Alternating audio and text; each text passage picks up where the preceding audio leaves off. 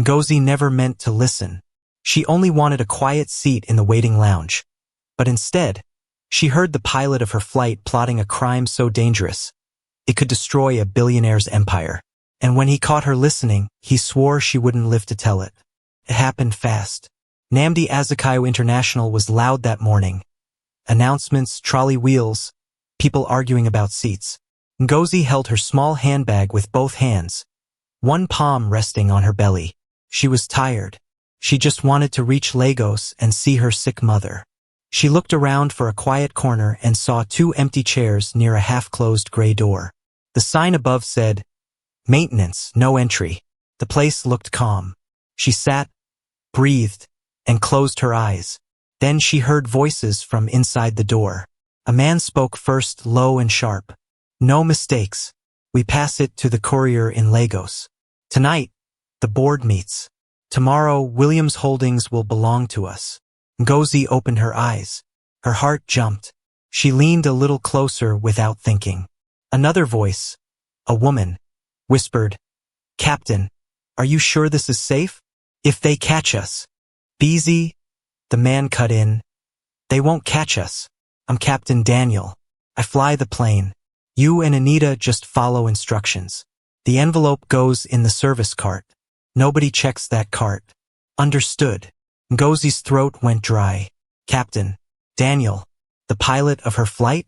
The second woman spoke, voice shaky but greedy. "And the money?" They said 8 million each. "Paid on delivery," Captain Daniel said. "The forged papers will be signed as soon as the courier lands. By morning, Chief Obinna Williams will be out. He won't even know what hit him." Ngozi's hand pressed harder against her belly. Obinna Williams, the billionaire everybody knew from TV, the man with the big companies and charities. Was this real? She looked around. People were busy with their phones. No one else was listening. Inside, Beezy asked, "Where is the document now?" "Here," Captain Daniel said. "Anita, keep it flat. No creases. If anyone asks, it's routine flight paperwork." A short silence followed. Ngozi could hear the rustle of an envelope. She tried to stand quietly, to leave before anyone noticed. Her slippers scraped the tile. A small sound. Too small, she hoped. The door swung open. Captain Daniel stepped out in his pilot uniform, tall and stiff, eyes sharp like knives. He saw her first. His face hardened. "You," he said. Ngozi froze. "I'm sorry. I was just what?" he hissed, taking one long step closer. Up close, his cologne was strong, his smile cold. Eavesdropping. Beezy and Anita slipped out behind him, both in their neat hostess uniforms.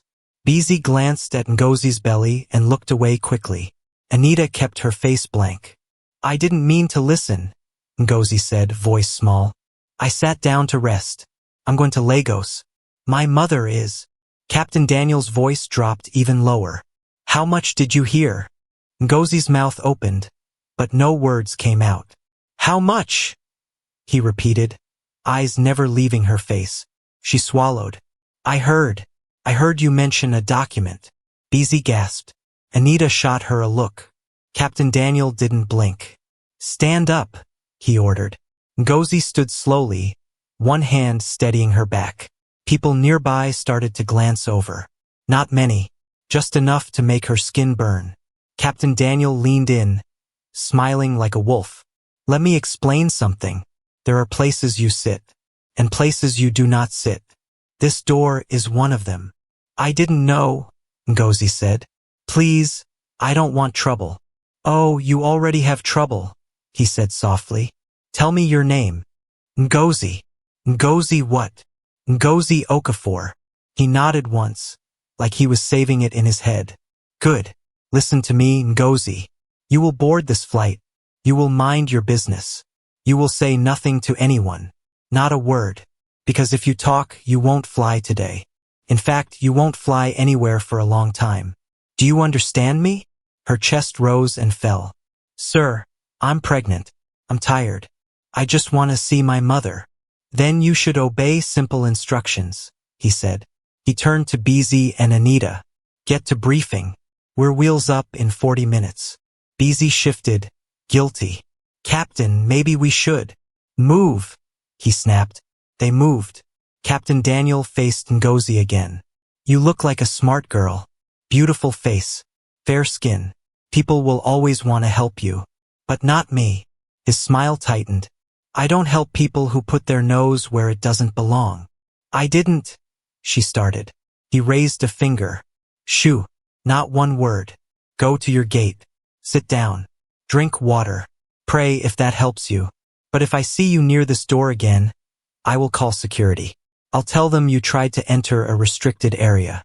They will drag you across this floor. Do you want that? Tears stung her eyes. No, sir. Good, he said. He leaned even closer, voice like a blade.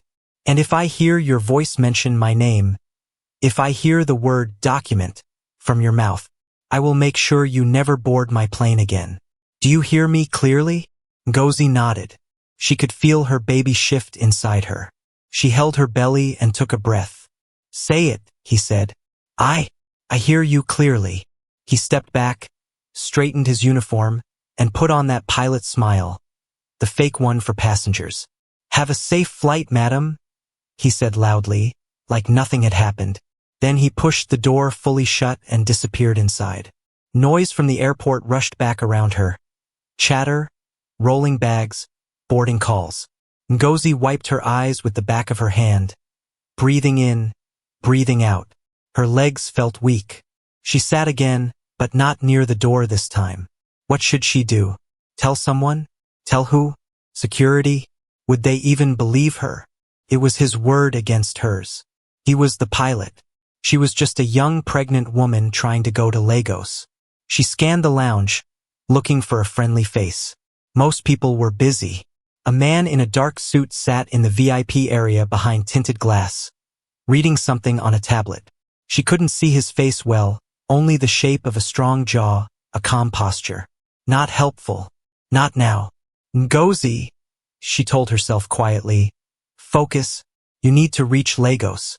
You need to see Mama. But the words she had heard wouldn't stop ringing in her head. By morning, Williams Holdings will belong to us.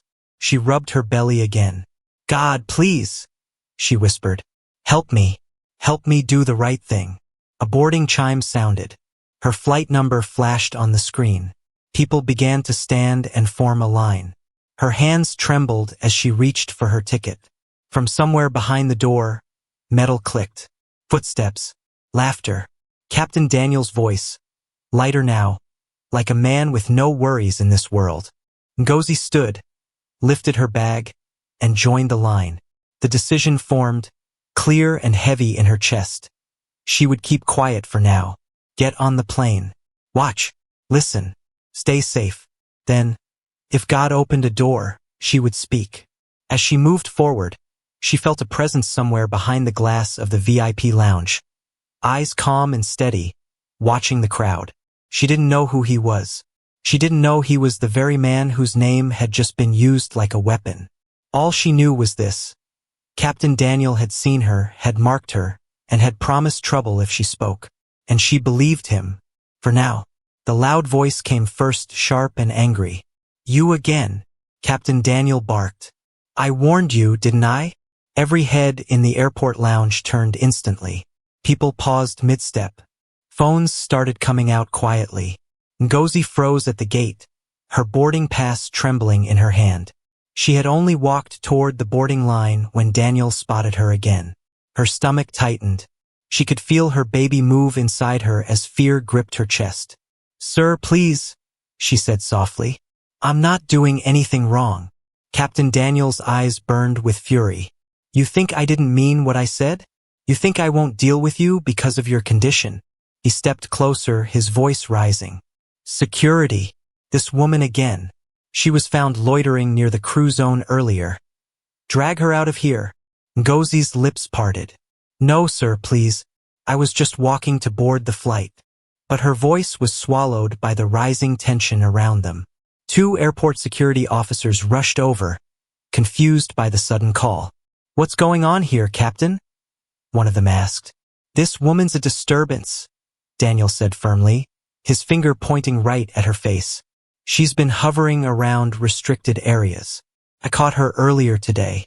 I told her to stay away, but here she is again. The guard looked at Ngozi. Madam, is this true? Tears filled her eyes immediately. No, sir. I didn't enter anywhere. I only sat down because I was tired. I'm pregnant and waiting for this same flight. Daniel scoffed loudly. Pregnant women should know their place. You can't just walk anywhere you want because of that belly. This is an airport, not your village market. The crowd gasped quietly. A few people whispered among themselves. Ah, see the way he's talking to her. Why insult her like that? Ngozi wiped her tears quickly. Sir, please don't talk to me like that. I didn't do anything. Her voice cracked, and that made Daniel's expression twist with pride. You're talking back to me? You think you can raise your voice here? He turned to the guards. Do your job. Take her out before I delay this flight. One of the guards hesitated. Captain, but she looks harmless. Do it, Daniel shouted, and his voice echoed across the waiting lounge. The guards reluctantly reached for Ngozi's arms. She cried out, Please stop. Don't touch me. I didn't do anything. People started recording openly now. Some passengers shook their heads in pity. Others whispered angrily about the pilot's cruelty. But no one stepped forward to help. In the corner of the VIP lounge, behind a thick glass divider, Chief Obina Williams sat silently watching the scene unfold. His dark eyes stayed fixed on the pregnant woman being dragged and humiliated. He didn't move or speak, but his expression hardened with each second. The woman's fear, the crowd's silence, the pilot's arrogance. It all burned into his memory. From where he sat, he could hear Captain Daniel's voice clearly. Take her out of here. People like this are the reason flights delay. Always causing trouble. Ngozi's sobs echoed faintly. Sir, please. I'm begging you. I just want to go and see my mother in Lagos. She's sick. I'm not a bad person. Captain Daniel laughed mockingly. Then start by obeying rules, not crying in public. Don't use your tears to confuse people. Her voice trembled. You're humiliating me for nothing. Daniel leaned forward, his voice low but cruel. If you ever open your mouth about what you heard earlier, you'll regret it. Do you understand me? Ngozi blinked rapidly, tears mixing with fear. She didn't answer. Do you understand me? He repeated, louder this time. She nodded quickly. Yes, sir. I understand. He smiled faintly, satisfied, and turned back to the guards. Now, escort her outside until we're ready to board. I don't want to see her near my aircraft until I say so. The guards hesitated but obeyed. One of them spoke quietly. Madam, let's just step aside for a bit. Ngozi followed slowly, her head down, her hands still pressed protectively over her belly.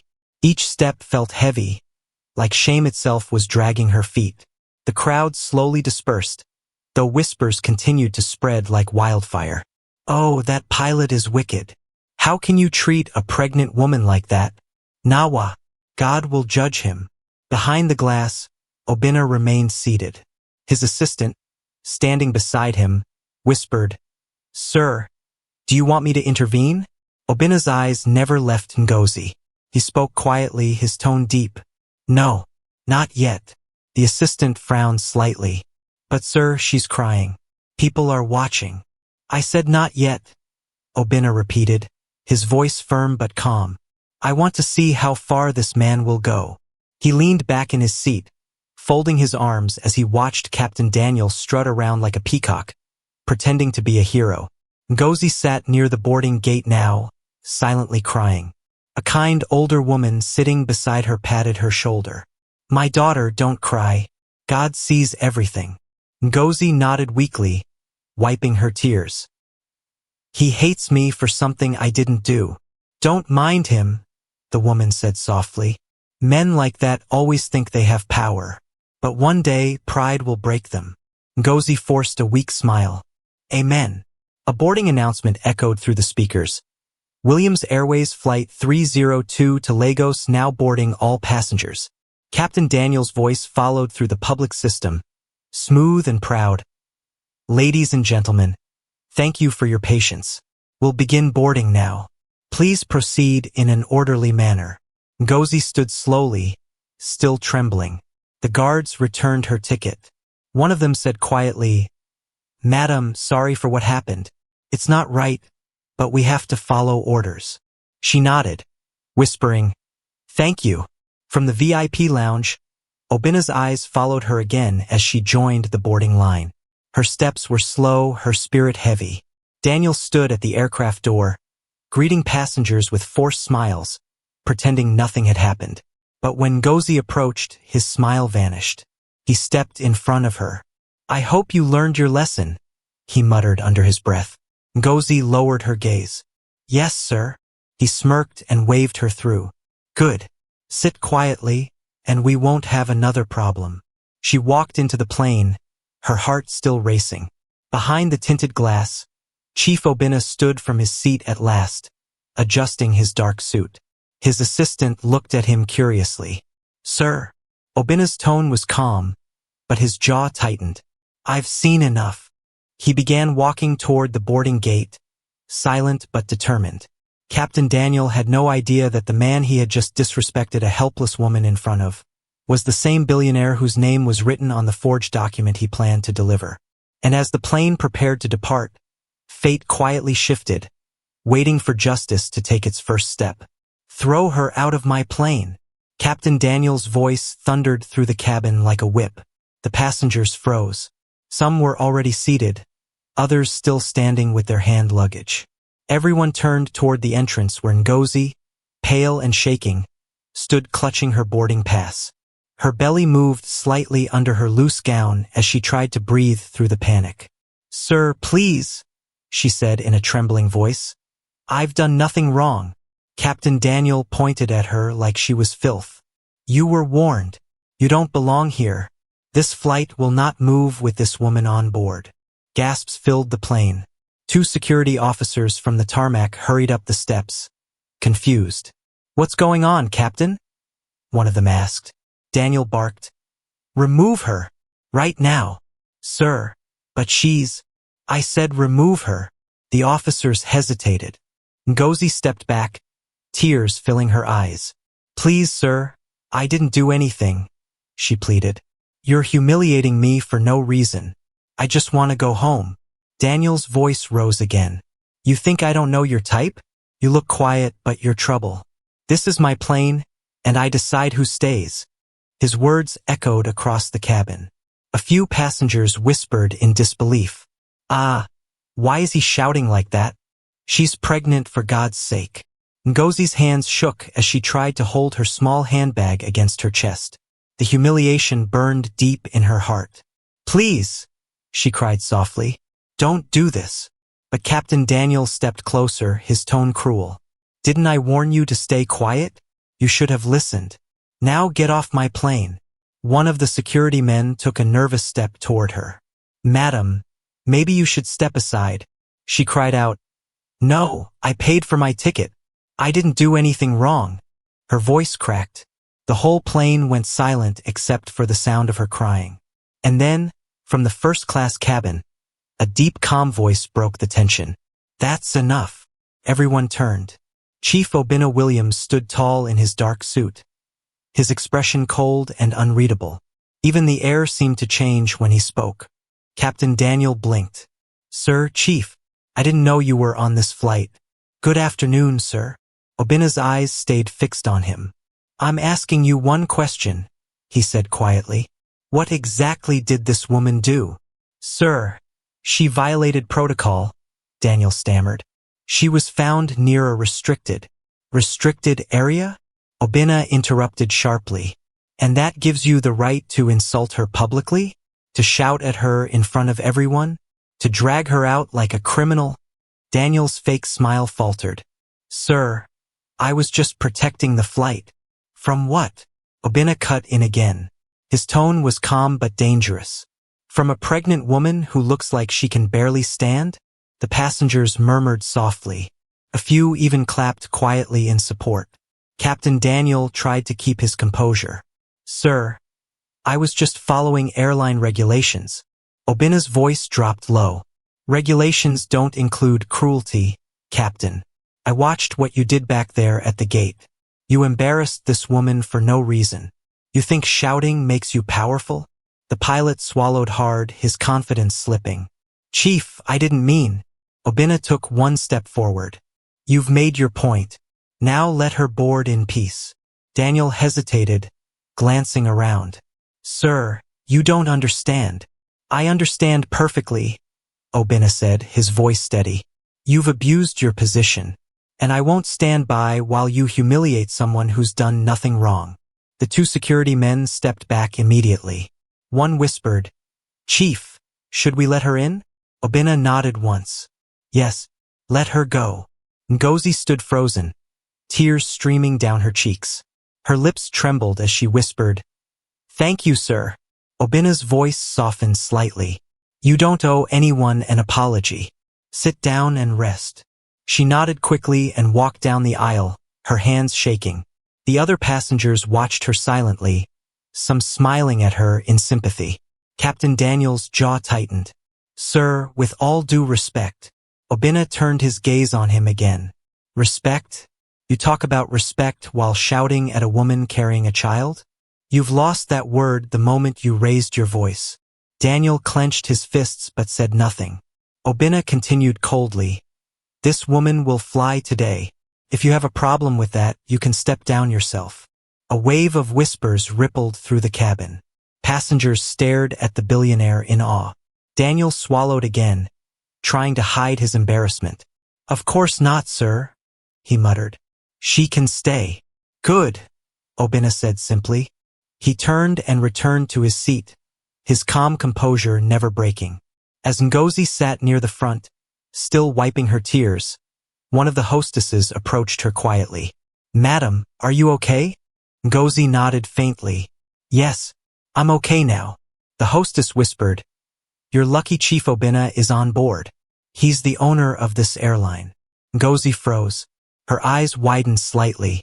Chief Obina Williams? The same man they were plotting against? Her heart raced, but she said nothing. She turned slightly, glancing toward him. From where she sat, she could see only the side of his face. Calm, strong, and focused. Captain Daniel retreated toward the cockpit, his pride crushed. Inside, he slammed the door shut and muttered to himself, She'll regret this. Both of them will. In the cabin, the atmosphere settled. Passengers whispered softly about what just happened. Some nodded in approval of Obina's actions. Others shook their heads at Daniel's behavior. Ngozi took a deep breath and whispered to herself, Thank you, God. Obina leaned back in his seat, still thinking about the scene. Something about the woman bothered him. Not just the unfair treatment but the fear in her eyes. It wasn't ordinary fear. It was the kind that carried a secret. He glanced at her one more time, noticing how she avoided looking at anyone. Her fingers trembled as she clasped her bag tightly against her chest. He didn't know it yet, but the woman he had just defended had heard something that could save his entire empire. For now, he only knew one thing. He couldn't get her frightened face out of his mind.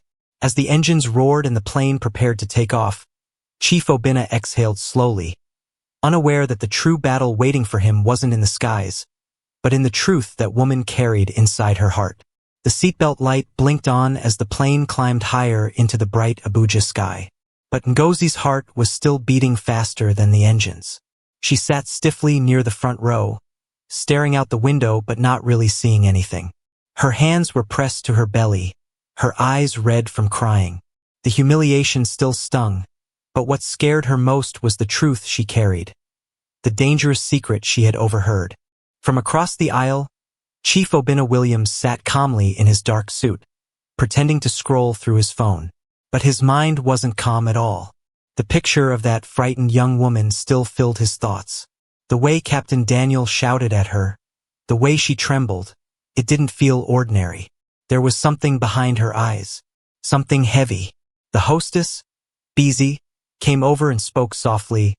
Madam, are you feeling better now? Ngozi forced a weak smile. I'm fine, thank you.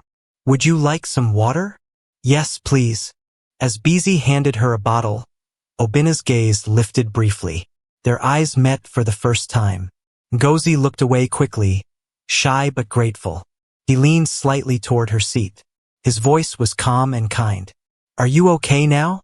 Ngozi hesitated. "Yes, sir, thank you again. You didn't have to help me." Obina smiled faintly. People should never be punished for doing nothing wrong. She nodded, but her lips trembled.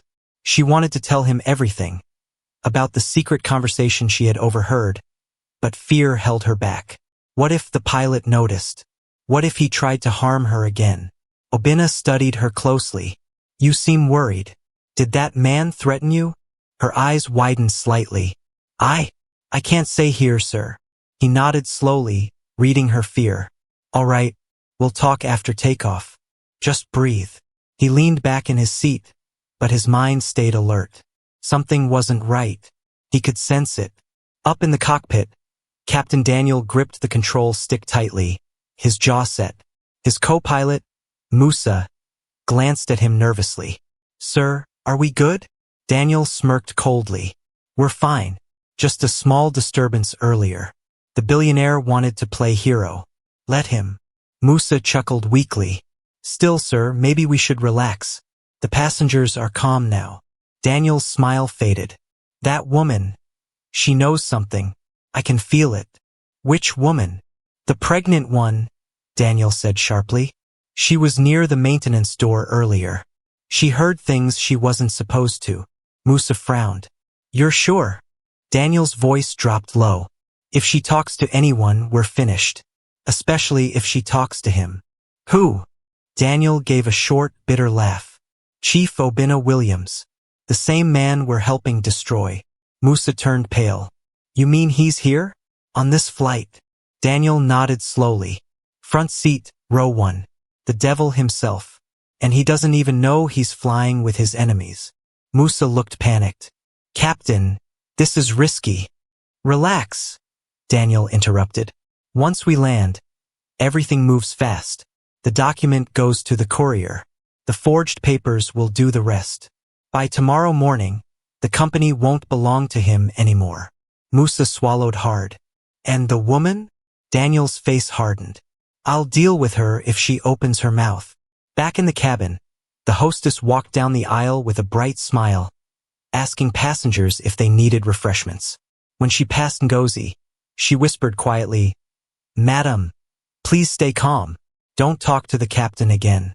Just keep quiet." Ngozi's heart raced. "You know," she whispered back. Beezy didn't look at her directly. "I know enough to be scared. Please, just don't draw attention." Then she walked away quickly. Ngozi's fingers trembled around her water bottle. Her chest felt tight. She looked toward Chief Obina again. Calm, composed, unaware that his own pilot was plotting against him. She leaned slightly closer and spoke in a whisper. "Sir." Obina looked up immediately. "Yes. Please, can I talk to you privately?" He frowned slightly but nodded. "Of course." They both waited until the seatbelt sign went off. Passengers began to relax. Some took out phones and snacks. Obina turned toward her and spoke quietly. "You can talk now. What's bothering you?" Ngozi's voice shook as she leaned closer. "Sir, what I'm about to say might sound strange, but it's the truth. Before boarding, I sat near a door by mistake. A maintenance door. I heard Captain Daniel talking with 2 hostesses about a plan to deliver a forged document." Obina's eyes narrowed slightly. "A forged document?" "Yes, sir," she whispered quickly. "They said it would be used to take over your company. I heard your name clearly. They mentioned someone waiting in Lagos to sign it. They said by tomorrow, Williams Holdings will belong to them." Obina's calm expression shifted. His jaw tightened, and his eyes darkened. "You're sure about this?" "I swear," Ngozi said, tears welling in her eyes. "I didn't mean to listen, but they saw me, and since then he's been trying to humiliate me, so I won't talk." "I was scared, sir." For a few seconds, Obina said nothing. The hum of the plane filled the silence. Then he exhaled slowly. "You did the right thing by telling me." Ngozi wiped her eyes quickly. "Please don't let him know I told you. He'll harm me." You have my word, Obina said firmly. He reached for his phone and quietly typed a message to Barrister Titus. Emergency. Possible corporate hijack. Captain Daniel involved. Activate EFCC alert now. He slid the phone back into his pocket and gave her a small reassuring nod. You're safe now, Ngozi. Her lips trembled. Thank you, sir. I didn't want to keep quiet anymore. He smiled faintly. Courage isn't about fighting. Sometimes it's just speaking the truth, even when you're afraid. She looked down, shyly smiling for the first time. You're kind, sir. Obina leaned back, his expression turning serious again. His mind raced through names and connections. Who could be behind this? Who gave the pilot such orders? Outside, clouds passed softly over the wings. Inside, the air felt heavy with tension. Obina looked toward the cockpit door, his voice calm but cold as he murmured to himself. You tried to betray the wrong man, Captain Daniel. And for the first time since takeoff, the billionaire wasn't just watching anymore. He was preparing to strike back. Chief Obina's phone buzzed quietly against his palm. A new message flashed from Barrister Titus. Confirmed. EFCC tracking document transfer. Will intercept at Lagos Airport. Stay calm and keep eyes on pilot.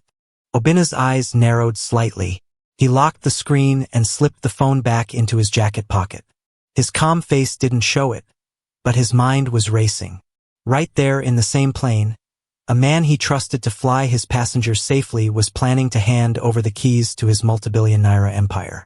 He turned slightly toward Ngozi, who sat quietly beside him.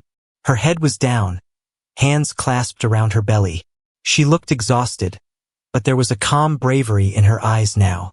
Obina spoke softly, his voice deep but gentle. Ngozi, you've done something many people wouldn't dare. You spoke up. She glanced at him nervously. Sir, I was scared. If not for you, he would have thrown me out. Obina nodded. And if not for you, I'd have lost everything I've built. You did the right thing. She sighed, her eyes glistening. Do you think they know I told you? Not yet, Obina replied. But Captain Daniel will get suspicious soon. He'll sense something's wrong. Up in the cockpit, Daniel already was uneasy. He tapped his fingers on the control panel, glancing at the cabin door every few seconds. His co-pilot, Musa, noticed. Sir, you've been restless since we took off. Everything okay? Daniel's voice came low and tense. No, something's not right. What do you mean? Daniel stared ahead. That woman, the one I tried to remove. She's sitting too close to the chief. Musa frowned. So? She's talking to him. I saw it in the reflection on the monitor. She's been whispering to him. Musa's hand froze over the throttle. You think she told him? Daniel gave a bitter laugh. Of course she told him. You think a woman like that keeps her mouth shut? She's probably telling him everything right now. What do we do? Daniel leaned back, rubbing his jaw. Nothing for now. Once we land, the handover will happen fast. EFCC can't catch what they can't see. By the time anyone reacts, it'll be too late. He looked out through the cockpit window at the sea of clouds, his reflection staring back at him. But that woman, his voice dropped coldly. She's finished. The moment we land, I'll make sure she never enters another plane in her life. Back in the cabin, the hostess Busy approached quietly, pretending to collect empty cups. She leaned slightly toward Ngozi and whispered, Madam, be careful. Captain Daniel looks angry. Ngozi's eyes widened. He keeps looking back? Busy nodded. Yes, he's not himself. Please stay close to the chief. Obina heard her and gave a small nod of thanks. Don't worry, he said firmly. He can't touch her again. Busy nodded quickly and walked away. Ngozi turned to him, whispering, Sir, are you sure we'll be safe? Obina's lips curved into a small reassuring smile. I've handled worse battles than this. Just sit tight. EFCC already knows everything. EFCC. Ngozi's eyes lit with surprise. Yes, he said quietly. They're waiting in Lagos. The moment we land, they'll be there. Ngozi exhaled slowly. Thank God. For a few minutes, silence settled between them. The hum of the engines filled the air. Passengers began to relax, some sleeping, some chatting softly. But tension sat like smoke around Obina's row. He took out a small notepad from his jacket pocket and wrote a quick message for his assistant in Lagos. Meet EFCC team at gate. Pilot Daniel under watch. Secure runway exit for me and witness. He tore the page neatly and handed it to the hostess when she passed by again. Give this to my assistant once we land, he said quietly. Yes, sir, she replied, sliding it into her apron pocket. Up ahead, Captain Daniel spoke into his headset, trying to sound normal. Cabin crew, begin descent procedures. We'll touch down in Lagos in 20 minutes. But his heart wasn't calm. His palms were slick with sweat. He kept glancing at the rear camera feed that showed the first-class cabin. Chief Obina was still there, relaxed, unreadable. The pregnant woman beside him was staring out the window. Daniel muttered under his breath. If she's told him, then the whole operation is at risk. Musa looked uneasy. Sir, maybe we should back out. Return the document. Daniel turned sharply. You think I can back out now? They'll kill me if I fail. Do you know how much money is in this deal? Do you? Musa's voice lowered. Then what's your plan? Daniel clenched his teeth. We deliver the package as planned. After that, I'll disappear for a while. By the time the billionaire figures out what happened, we'll be gone. He forced a laugh that sounded more like a growl. He can keep his money. I'll keep my freedom. Down in the cabin, Obina's phone buzzed again. He read the message quickly. Another update from Barrister Titus. Tracking complete. EFCC waiting on runway. Arrest team ready. Obina's lips twitched slightly. He looked calm, but inside, satisfaction burned quietly. The trap was ready. He leaned closer to Ngozi. It's almost over. When we land, I want you to stay beside me. Don't talk to anyone until I tell you to. She nodded quickly. Yes, sir. Outside, Lagos began to appear below. Tiny buildings, roads, cars glimmering in the fading sunlight. The captain's voice came again, strained but steady. Ladies and gentlemen, we'll be landing shortly. Please fasten your seatbelts. The hostess moved down the aisle, checking every row. When she reached Ngozi, she whispered, We're almost there. Just breathe. Ngozi smiled faintly and nodded. Her fingers gripped the armrest as the plane tilted lower. From the cockpit, Daniel stared straight ahead, his heart thudding. Musa said quietly, Runways clear. EFCC cars parked near Terminal 2. Daniel's head snapped up. What? Musa pointed to the radar feed. See that group of marked vehicles waiting near the gate? That's them. Daniel's eyes widened. EFCC. Musa nodded nervously. Yes, sir. They're expecting someone. Daniel's breath came fast. They know. They know. He looked down the aisle camera feed again, and his blood ran cold. Chief Obina had turned his head slightly, staring straight toward the cockpit camera with calm, piercing eyes. Daniel's heart skipped. He knows, Daniel whispered. The billionaire knows everything. Musa swallowed. What do we do now? Daniel slammed a fist against the control panel. We land, he said hoarsely. We land and pray they don't drag me out in handcuffs. The plane dropped smoothly toward the runway, engines humming lower. In first class, Obina exhaled slowly, his voice quiet but firm. Ngozi, it's almost time. She nodded. I'm ready. And as the aircraft wheels touched the ground, none of the passengers knew that the moment those doors opened, justice would be waiting. And a proud pilot's world was about to crash harder than any plane ever could. The plane began its slow descent toward Murtala Muhammad Airport, the engines humming softly. But inside the cabin, tension was thick enough to cut with a knife. Ngozi gripped her seatbelt tightly, her heart pounding faster with each passing second. She kept glancing toward Chief Obina, who sat calmly beside her, eyes fixed ahead, unreadable. From the cockpit, Captain Daniel's voice came through the speakers, steady but hollow. Ladies and gentlemen, we'll be landing shortly. Please remain seated and fasten your seatbelts. His tone sounded calm, but inside that cockpit, Chaos ruled. Musa's voice was trembling. Sir, EFCC vehicles are still waiting near the runway gate.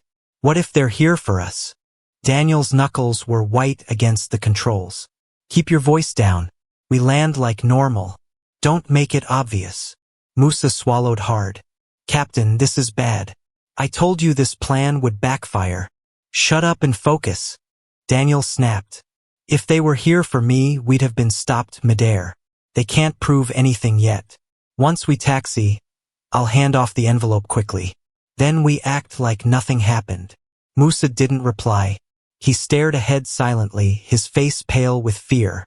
Back in first class, Ngozi whispered, Sir, are you sure the EFCC is already waiting? Obinna nodded slightly. Yes, Barrister Titus is coordinating them. They're not here to scare him. They're here to end this. Ngozi exhaled shakily. What if the pilot tries something before we land? Obinna's eyes flickered toward the cockpit door. He won't. He's too scared now. He knows it's over. As the plane touched down, tires screeching softly against the runway, a wave of relief and fear moved through the passengers. People began to clap quietly, that little tradition of Nigerians thanking God after landing. But for Ngozi, the real danger was just beginning. Captain Daniel's voice came again, slightly strained. Ladies and gentlemen, welcome to Lagos. Please remain seated until we come to a complete stop. Obinna leaned toward Ngozi. Remember what I said. Don't move until I do. She nodded quickly, gripping her bag. The aircraft slowed, turning onto a side taxiway. Outside, through the small windows, several black SUVs and 2 white EFCC vans were already parked near the arrival gate. Their lights weren't flashing, but the men standing beside them wore dark suits and carried files, the kind of quiet authority that meant trouble. Inside the cockpit, Daniel's voice dropped. They're here. Damn it. Musa's breathing was uneven.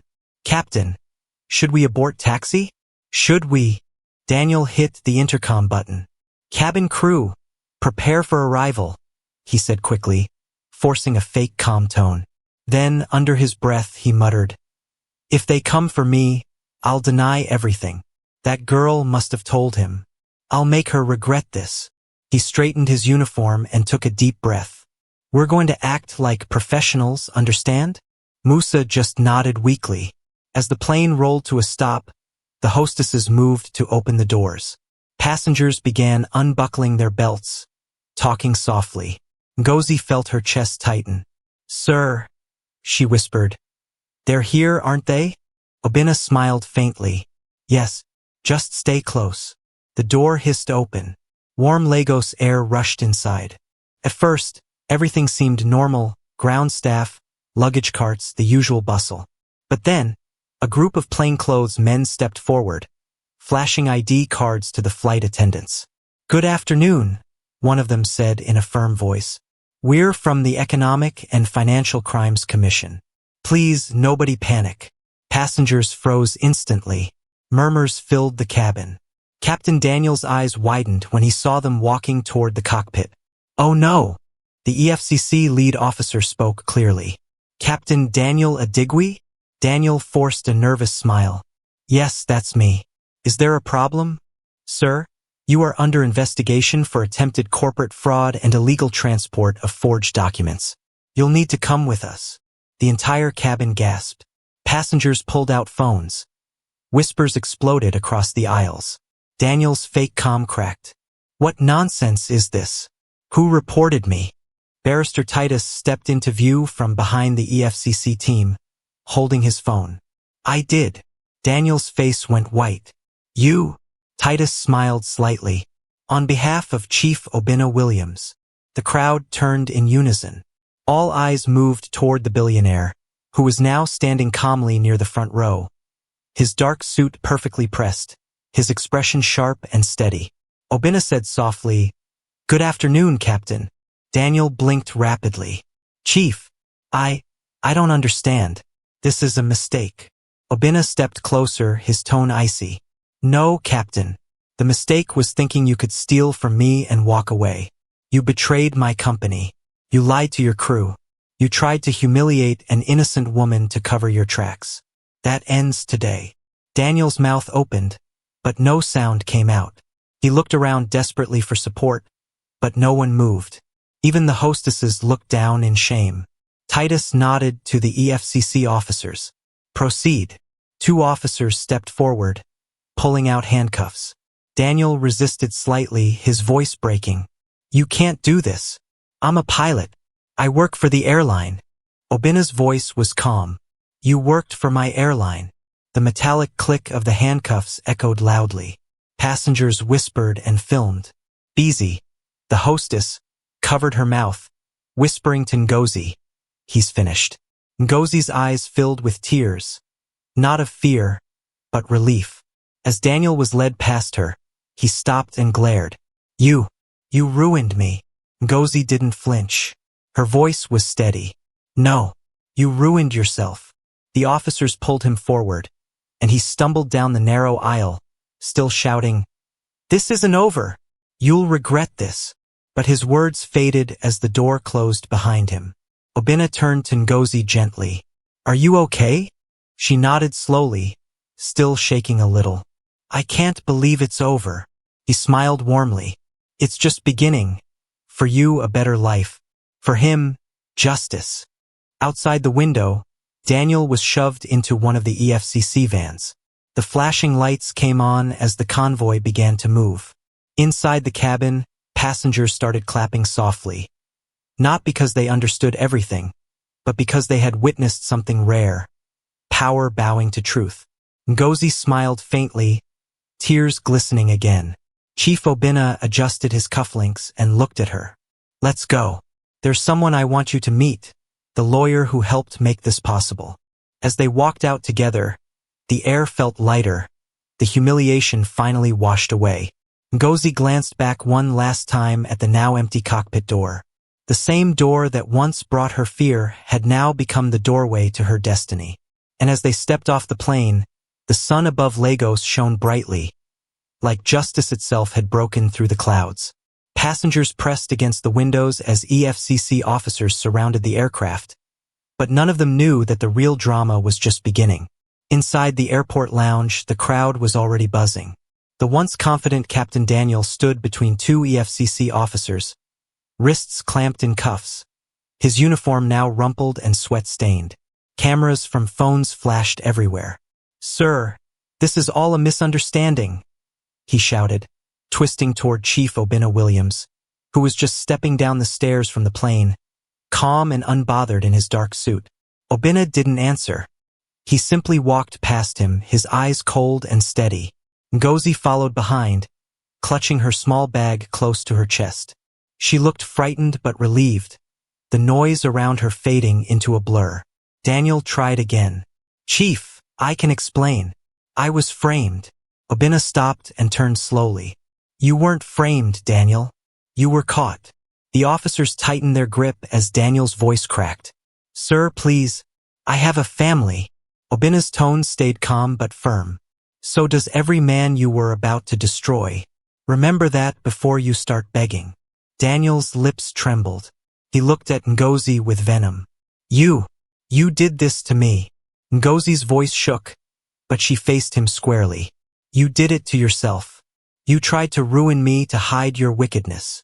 The watching crowd murmured in approval. One elderly man said loudly, Good for him. Serves him right.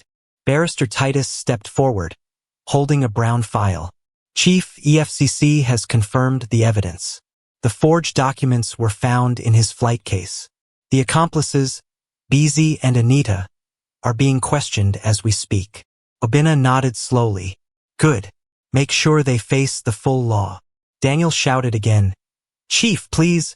It wasn't my idea. They forced me. Titus smirked. You were the one giving orders on the phone, Captain. We traced the calls. Stop lying. The EFCC officer gestured. Sir, we're taking him now. Daniel jerked forward as they began to drag him toward the exit. Chief, please. I beg you. Don't destroy my career. Obina replied coldly. You destroyed it the moment you decided to betray the trust of those who believed in you. As they led Daniel away, his voice echoed weakly through the terminal. This isn't over. You'll all regret this. But the crowd only watched in silence as the glass doors closed behind him. Ngozi stood there, shaking slightly. Obinna turned to her. Are you all right? She nodded, though her voice was small. I didn't expect it to happen like this. He smiled gently. Truth never hides for long. You were brave, Ngozi. Her eyes glistened. I just didn't want an innocent person to suffer. Obinna looked thoughtful. And yet you risked your own safety to stop them. That's more than bravery. That's integrity. Barrister Titus joined them. Chief, EFCC wants a short statement from you before we leave. Obinna nodded, then turned to Ngozi. Please wait for me outside. My driver will take you to the hotel. You'll be safe there. Ngozi hesitated. Sir, you've done too much already. He smiled faintly. Not enough. You saved my company. Let me return the favor. She gave a small nod and walked toward the waiting area. People turned to look at her with curiosity. Some even smiled at her, whispering, That's the woman the pilot insulted. Titus leaned closer to Obinna. Chief, the news will spread fast. Do you want me to manage the press? Obinna's eyes followed Ngozi as she sat quietly by the window, staring out at the runway. Yes, he said softly. But I want them to know the truth. I want every man who uses power to oppress the weak to see what happens when God flips the script. Titus grinned. Understood, sir. Minutes later, as EFCC vehicles drove away with Daniel and his accomplices, Ngozi stood watching. She felt the cool evening breeze brush against her skin. For the first time that day, she felt free. Obinna approached her, holding a bottle of water. Here, he said kindly. She took it with a shaky smile. Thank you, Chief. He studied her face quietly. You remind me of someone I once knew. My late sister. She was fearless like you. Always stood up for what was right. Ngozi's voice softened. Maybe she's the reason you noticed me today. Obinna chuckled. Maybe. A brief silence followed. Then she asked, What will happen to him now? Daniel, Obinna said. He'll face the law, but beyond that, he'll live with the shame of his choices. That's punishment enough. Ngozi looked down, whispering, He called me useless in front of everyone. Obinna's tone grew firm. You're far from useless, Ngozi. You're the reason justice stood today. Don't ever forget that. She blinked back tears. Thank you, sir. Just then, Barrister Titus returned, carrying a folder. All done, Chief. EFCC will handle the rest. They've also asked if you'd like to press additional charges. Obinna shook his head. No need. Let the law take its course. Titus nodded. Understood. Obinna glanced at Ngozi again. Titus, arrange a car for her. I'll meet both of you at the office tomorrow morning.